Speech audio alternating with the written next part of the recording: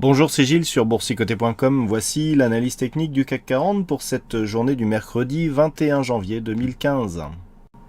Et finalement, c'est une cinquième séance haussière que nous avons malgré des statistiques qui étaient plutôt baissières. Alors ça partait à la baisse jusqu'au milieu de la journée. Et puis, eh bien, voilà, on ne sait pas si c'est fait exprès ou quoi. Enfin bon, ça paraît bizarre, ça fait quand même beaucoup. Une information a fuité dans l'après-midi concernant le quantitative easing qui doit être annoncé demain, qui ressemble de plus en plus à un secret de polichinelle, puisque le Wall Street Journal et un autre institutionnel ont donné cette information comme quoi le quantitative easing serait de 50 milliards par mois pendant au moins l'année 2015, voire même l'année 2016. Donc c'est en substance ce qu'aurait pu annoncer Mario Draghi demain. Alors Intox Info, on ne le saura pas avant demain 14h30 par la voix de Mario Draghi, mais bon, ça fait beaucoup entre l'annonce de François Hollande lors de ses vœux aux forces vives, et puis cette annonce justement faite par le Wall Street Journal, bon, qui est quand même assez sérieux d'habitude, ça fait beaucoup. Donc difficile de savoir pourquoi il y a autant de fuites sur cette réunion. Toujours est-il que sur cette séance, nous avons donc une cinquième séance de hausse consécutive avec une clôture au plus haut, puisque le CAC 40 clôture donc à 4484,82 pardon. On gagne 0,87% sur cette séance, presque 39 points gagnés par rapport au cours de clôture d'hier. Et donc on entretient la dynamique haussière, donc déjà on clôture sur le point haut, et donc encore une fois au-delà de la bande de Bollinger supérieure, ce qui valide la continuité de cette dynamique. Du point de vue des indicateurs, on est toujours en surachat sur le stochastique, le RSI se rapproche de sa zone de surachat, on a encore de la marge, le MACD confirme la continuité de la tendance, et du point de vue des volumes, on est légèrement au-dessus de la moyenne, ce qui va là aussi dans le sens d'une poursuite du mouvement haussier, avec une volatilité inférieure à la moyenne, ce qui confirme encore une fois, ce qui est un signal plutôt intéressant pour une poursuite de mouvement haussier. Donc tout va dans le même sens, 5 séances de hausse consécutives, 5 bougies vertes. Voilà, on a à chaque fois qu'il y a une phase de baisse qui se met en place, les acheteurs reviennent sur le marché.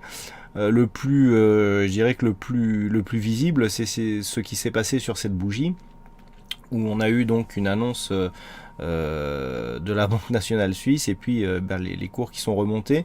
Mais bon, c'est un mouvement qui correspond un petit peu à ce qui s'est passé sur l'ensemble des marchés, au moins européens, puisqu'on retrouve ce mouvement sur quasiment tous les indices, sauf forcément l'indice suisse, qui lui a pâti de cette annonce.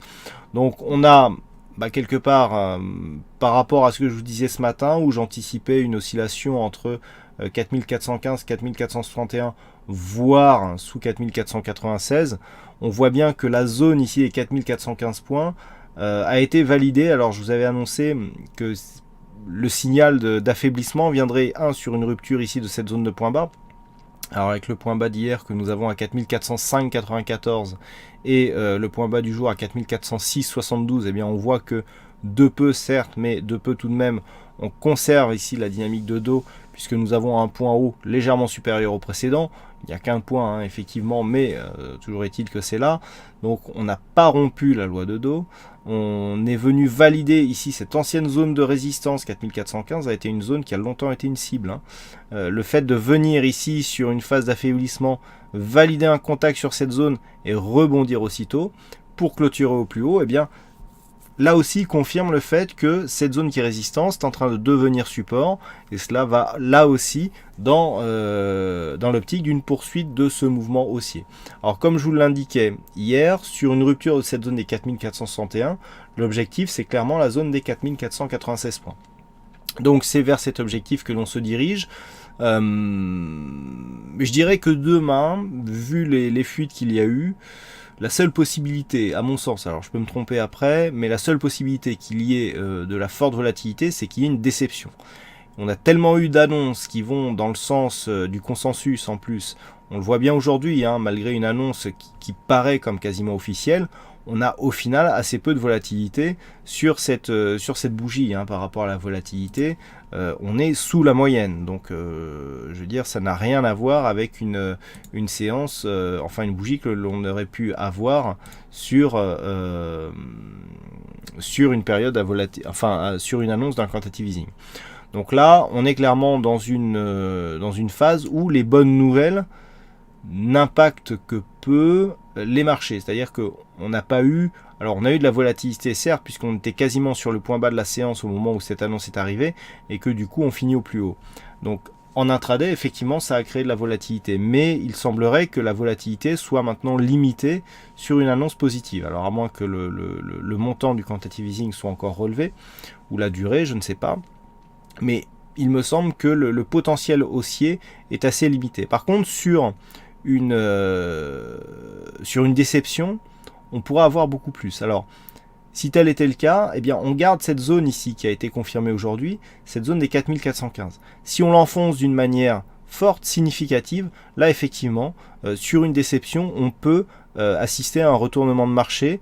Donc, on a ici une zone intermédiaire à 4405,6 qui a validé 2 points bas de séance. C'est cette zone qu'il faudra surveiller si si une déception apparaissait demain et qu'elle provoque une phase de baisse. Quant à l'objectif 4496, bon, c'est un objectif assez attendu. Il peut y avoir une rupture puisqu'on est relativement près.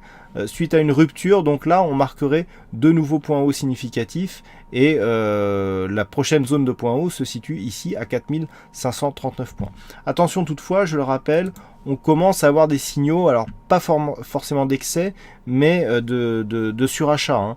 Alors le RSI n'est pas en surachat, mais le RSI sur le CAC en daily, il l'est assez rarement. Là, on avait une phase de survente ici sur cette fameuse séance, hein, qui avait été très volatile et qui nous avait vraiment emmené très bas dans les marchés, donc suite à la crise ukrainienne. Mais le RSI, si on regarde historiquement, c'est assez rare qu'il rentre en zone de surachat, voilà, ici, hein, sur cette phase, mais c'est pas souvent, donc faut pas attendre ici qu'il soit en surachat pour dire que le potentiel est limité. Donc par contre, du point de vue du potentiel, du point de vue de la volatilité, effectivement, je pense qu'il y a plus à attendre d'une phase de baisse que d'une phase de hausse. Sur une phase de hausse, on viendra certainement ici valider cette zone des 4496.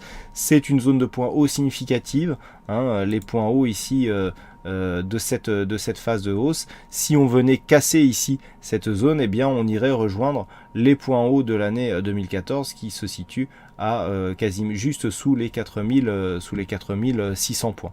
Mais en attendant, ici la zone que tout le monde attend, c'est déjà cette zone des 4496 points. Et puis donc, comme je vous l'indiquais, sur une déception, on peut avoir des phases de baisse beaucoup plus marquées. Voilà ce que l'on peut dire donc sur cette analyse technique du CAC 40. Alors aujourd'hui, il y avait un fixing. Alors bon, désolé, hein,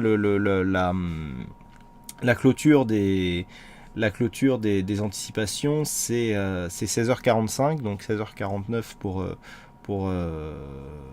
pour certains qui ont voté, bah c'est trop tard.